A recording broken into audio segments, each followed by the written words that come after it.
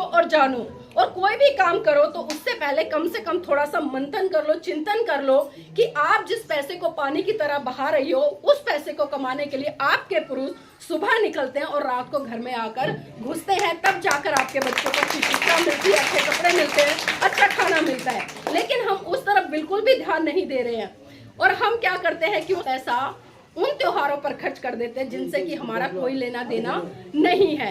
कितनी महिलाएं ऐसी है जो करवा चौथ का व्रत यहाँ पर करती है? ईमानदारी से बताना, करवा चौथ का व्रत सारी महिलाएं करती हैं। किस लिए करवा चौथ का व्रत करते हैं?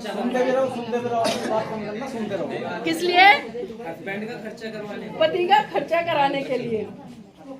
भैया कह रहे पति का खर्चा कराने के लिए, मैं उनकी बात से सहमत हूँ। लेकिन बहुत सारी महिलाएं क्या कहती हैं कि भाई करवा चौथ का व्रत करने से पतियों की लंबी उम्र होती है, यही कहते हैं ना। अब इसका मतलब क्या समझे? अब इसका मतलब क्या समझे? अब आप तो इनकी लंबी उम्र के लिए करवा चौथ का व्रत कर रहे हो, चलो मैं मान लेती हूँ। अब इनसे पूछो कि ये आपकी लंबी उम्र के लिए कौन सा व्रत करते हैं? भाई कोई भी पुरुष आपकी लंबी उम्र के लिए कोई व्रत करता है? जब नहीं करता तो इसका सीधा सीधा मतलब क्या है कि आप जल्दी से निकले और ये दूसरी शादी कर ले। भाई इसका मतलब तो यही हुआ ना, अगर हम सही मायने में सोचे तो। लेकिन हम इन चीजों पर जाकर कभी भी चर्चा नहीं करते हैं, और मैं बिल्कुल यहाँ पर कटु सत्य बोल रही हूँ। सुबह से लेकर शाम तक आप पूरा दिन भूखा रहती हैं, नए कपड़े खरीद कर लाएंगी, नए ज्वर खरीद कर लाएंगी, और मेरे पुरुष साथी भी जब शाम को टाइम होता है, क्योंकि बार बार छत पे बच्चों को देखते हैं, बेटा देख क्या निकल गया, क्या निकल गया, भेजती है ना। अब एक बात बताइए, जब कई बार बचपन में आपका बच्चा रोता है, शाम का समय होता है और चांद निकला होता है, तो आप खुद क्या कहती हैं कि बेटा देख चंदा मामा निकल गया। हम बोलते हैं ना अपने बच्चों को चुप कराने के लिए कि बेटा चुप हो जा, देख चंदा मामा निकल गया। और जब करवा चौथ जैसी रूढ़िवादी परंपराएं आती है तो आप उसी चांद को, उसी भाई को पति के रूप में छन्नी में से देखने का काम कर रही हैं। तो ये कैसा दोहरा मापदंड है? क्या बाबा साहब ने इसी दिन के लिए अपने 4-4 बच्चों की कुर्बानी दी? क्या इसी दिन के लिए उन्होंने अपनी जीवन संग्रहण की कुर्बानी दी कि मैं पूरा का पूरा जीवन इस देश की महिलाओं के लिए समर्पित कर गया, और इस देश की महिलाएं आज भी कर्म कांड पूजा पाठ में उलझी हुई है। और मुझे दुख होता है जब एक डॉक्टर, इंजीनियर, वकील, जज, ये महिलाएं इस तरह के कर्म कांड करती है। चलो एक अनपढ़ महिला कर रही है, कोई गाँव देहात में रहने वाली महिला कर रही है, तो एक बार समझ आता है कि भाई उसकी पहुंच वहां तक नहीं है, वो पढ़ी लिखी नहीं है। लेकिन आज मैं देखती हूँ कि आपके भी घर परिवार में पढ़ी लिखी बहुएं आ रही है ना, सबके परिवार में नौकरी करने वाली महिलाएं भी है। लेकिन उसके बावजूद भी आज भी कहीं ना कहीं हम कर्म कांड, पूजा पाठ और इन त्योहारों में, जो कि हमारे बिल्कुल भी नहीं है, उनको मनाने का काम करते हैं। तो मैं आपसे यही कहूंगी कि वो पैसा जितना आप खर्च कर रहे हैं, वो सारा का सारा पैसा बचाकर अपने बच्चों की शिक्षा पर लगाएं। मैं बाबा साहब के जीवन संघर्ष से जुड़ी हुई 2 घटनाओं पर प्रकाश जरूर डालना चाहूंगी, ताकि आपको एहसास हो कि बाबा साहब ने आपके लिए क्या कुछ किया है, कितना कुछ खोया है, और आज जो आप ये जीवन जी रहे हैं, अगर बाबा साहब नहीं होते तो शायद आज हम यहाँ पर बैठकर चर्चा नहीं कर रहे होते। आज हम एक चपरासी से लेकर राष्ट्रपति नहीं बन रहे होते। मेरी बहनों, बात उस समय की है जब परम पूज्य बाबा साहब बम्बई हाई कोर्ट में प्रैक्टिस कर रहे थे। अचानक उनके पास खबर पहुंची कि बाबा साहेब, आपका बेटा राज रतन बहुत बुरी तरह से बीमार है और अपने जीवन की अंतिम सांसें ले रहा है।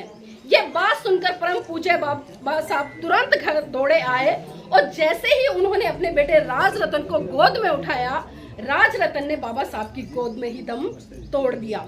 ये मंजर देखकर माता रमाबाई बिलक बिलक कर रोने लगी और साहब का कॉलर पकड़कर कहने लगी कि साहेब बस कीजिए साहेब, बस कीजिए। आपकी समाज सेवा के भूत ने एक एक करके मेरा पूरा परिवार उजाड़ दिया, साहेब बस कीजिए। तो बाबा साहब कहते कि रमा चुप हो जा, रमा चुप हो जा, तू तो रो भी सकती है, लेकिन मेरी तो आंखों के आंसू ही सूख चुके हैं, क्योंकि प्रतिदिन मैं अपने समाज के हजारों बच्चों को मरते हुए देखता हूँ। रमा चुप हो जा। तो माता रमाबाई फिर कहती है, साहेब मैं आज फिर चुप हो जाऊंगी, मैं आज फिर चुप हो जाऊंगी। लेकिन आप मुझे एक बात बता दीजिए कि जब जब आप अपने बेटे राज रतन को गोद में खिलाया करते थे, तो बड़े हर्षोल्लास के साथ कहा करते थे कि रमा मेरा बेटा बड़ा होकर एक दिन इस देश पर राज करेगा। तो साहेब आज राज रतन तो इस दुनिया में रहा नहीं, अब मुझे आप ये बता दीजिए कि बड़ा होकर इस देश पर अब कौन राज करेगा। तो बाबा साहब माता रमाबाई को धानस बनाते हुए फिर कहते हैं और राज रतन के पार्थिव शरीर पर हाथ रखकर कसम खाते हैं कि रमा मैं भारत देश में एक दिन ऐसा काम करके जाऊंगा कि भारत की हर रमा की कोख से जल लेने वाला राज रतन इस देश पर राज करेगा, इस देश पर राज करेगा। और वो राज मेरी बहनों, मेरे भाइयों, आज हम लोग संविधान के माध्यम से कर रहे हैं। परम पूज्य बाबा साहब ने संविधान के माध्यम से आपको एक वोट देने तक से लेकर एक शासक बनने तक का अधिकार दिया, लेकिन विडंबना है कि ना तो हमने बाबा साहब के 4-4 बच्चों की कुर्बानी को समझा, ना ही संविधान के तहत जो वोट की ताकत थी उसको समझा। अभी चुनाव गए आपके बीच में, आप वोट करने गए होंगे, क्या आपने सोचा कि हम किस पार्टी को वोट कर रहे हैं, क्यों वोट कर रहे हैं, किस आधार पर कर रहे हैं? साहब मान्यवर काशीराम जी साफ साफ कहा करते थे कि जितनी सुरक्षा, जितनी देखरेख आप अपने घर की बहन बेटियों की करते हो ना, तो उतनी ही सुरक्षा, उतनी ही देखरेख उस वोट की करो जो आपको एक शासक बनाती है। लेकिन आज हमने क्या किया, अगर आज मार्केट में आप जाएंगे, एक मुर्गा खरीद कर लाना 200-250 रुपए किलो मिलेगा। एक गधा भी खरीदने जाओगे ना, उसकी वैल्यू भी 10 या 20 या 25 हजार है। एक बकरा खरीदने जाओगे, उसकी वैल्यू भी इतनी है। लेकिन विडंबना है कि आज मेरे बहुजन समाज के लोगों ने उस वोट की वैल्यू को उस मुर्गे, उस बकरे, उस गधे से भी कम कर दिया है और मात्र एक दारू के बदले या 500 के नोट के बदले, एक साड़ी के बदले, एक कम्बल के बदले हम अपना बहुमूल्य वोट जो एक बेटी के बराबर है, उसको कहीं ना कहीं हम उन पार्टियों को देने का काम करते हैं जो शासन करने के बाद, जो सत्ता में आने के बाद हमारे ऊपर अत्याचार, शोषण करती है, हमारे बच्चों से शिक्षा छीनती है, हमारे बच्चों से रोजगार छीनती है। और इतना ही नहीं, जब हमारे समाज की बहन बेटियों पर अत्याचार, शोषण होता है, हम सड़कों पर आंदोलन करते हैं, लेकिन तब हमारे बचाव के लिए कोई नहीं आता। आपने मनीषा बाल्मीकि हाथरस जो कांड था सब जानते होंगे, कितनी निर्मम हत्या थी। एक बेटी जिसका कोई दोष नहीं था, उसके साथ में कितनी विभत्स घटना हुई और सत्ताधारी लोगों ने आज भी उसको इंसाफ देने का काम नहीं किया। दिल्ली में अंजलि हत्याकांड हुआ, 12-13 किलोमीटर तक एक बहुजन समाज की बेटी के साथ में सामूहिक बलात्कार किया गया, उसको गाड़ी के नीचे बांध कर उसको खींचा गया।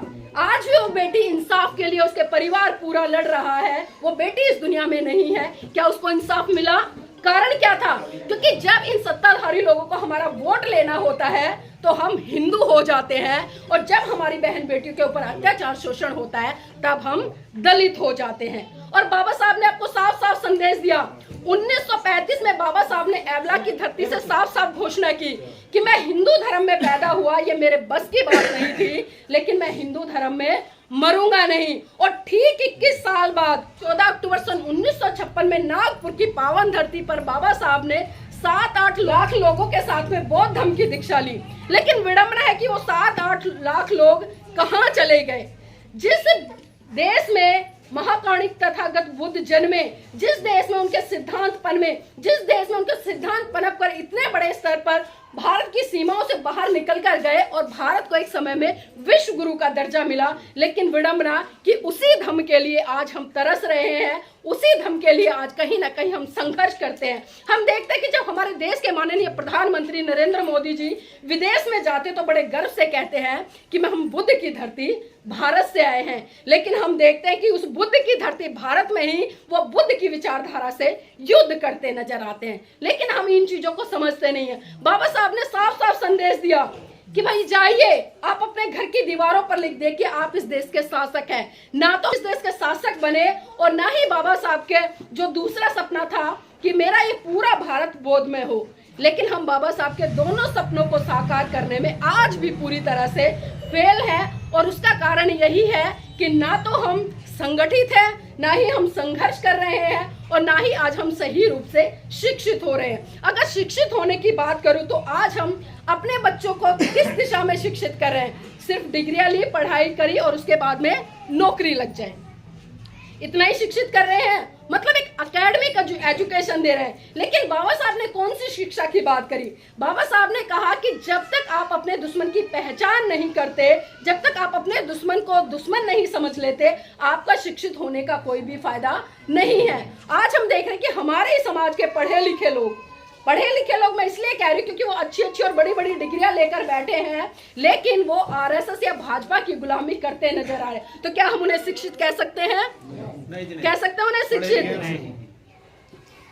तो देखिए बाबा साहब ने कितना बड़ा संदेश दिया, लेकिन हमने उनके संदेशों को भी नहीं समझा। और बाबा साहब ने तो महिलाओं के लिए खासकर कहा कि मैं किसी भी समाज की उन्नति इस बात से आंकता हूं कि उस समाज की महिलाएं कितनी पढ़ी लिखी हैं और जागरूक है। अभी मैंने कहा कि हम पढ़ लिख तो गए हैं, डिग्रियां बहुत है हमारे पास में, लेकिन जो जागरूकता की बात करी, अपने दुश्मन की पहचान करी, वो आज भी शायद हमें नहीं है। आज भी कोई आता है, हमें प्रलोभन देता है, कुछ भी बताता है, हम उसकी बातें मान लेते हैं, लेकिन अपने इस विवेक का इस्तेमाल नहीं करते। अभी